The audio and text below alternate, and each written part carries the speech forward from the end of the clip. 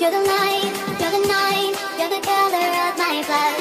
You're the joy, you're the pain, you're the only thing I want to touch. Never knew that it could be.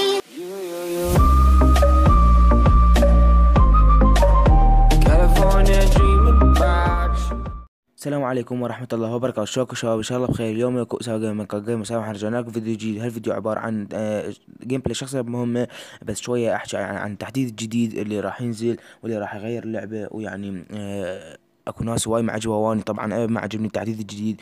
ليش؟ اول شي مثل ما شفتوا سلاح مال الهجوم يعني اختلاف كبير بينه وبين مثلا نقول البي ار، لان قوي يعني اقوى منه بهواي. وثانيا يعني بي هاي مال المتفجر. يعني ترى الهجوم هو مو نوبي شلون خربوه بهالشغله.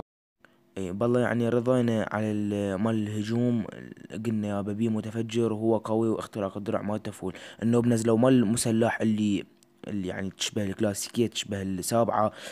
ترى يعني شلون نقول خرافية. يعني كل هيك راح يحاولون مسلح، يعني هاي بعد ما حد يلعب كشاف وهجوم على هالحالة.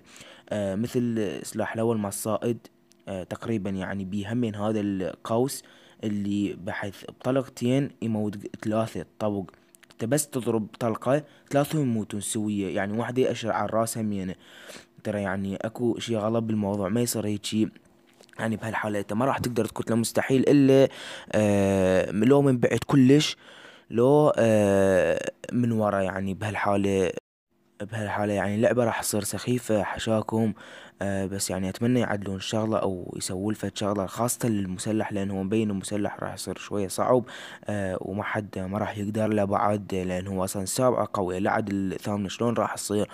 الله يساعدنا والله. يعني مبين راح تصير اللعبة شوية مملة، ويمكن اصلا راح تنعاف اللعبة مثل ذيك السنة. هم هيك سوا وظلوا لما انعافت اللعبة. بس ان شاء الله يعني نشوفها سهلة ويطلع مو مثل التصوير، بانه يعني تقدر هم تسيطر على المسلح. وهنا وصلنا لنهاية الحكي. اذا عجبك فيديو لا تنسى اللايك والسبسكرايب، ومع الف سلامة.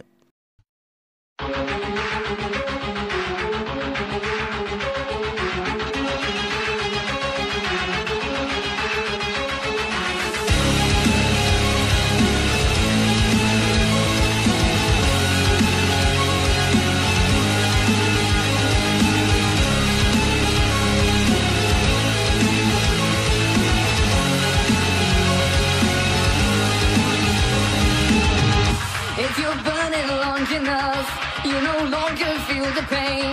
So look at me while I'm everything.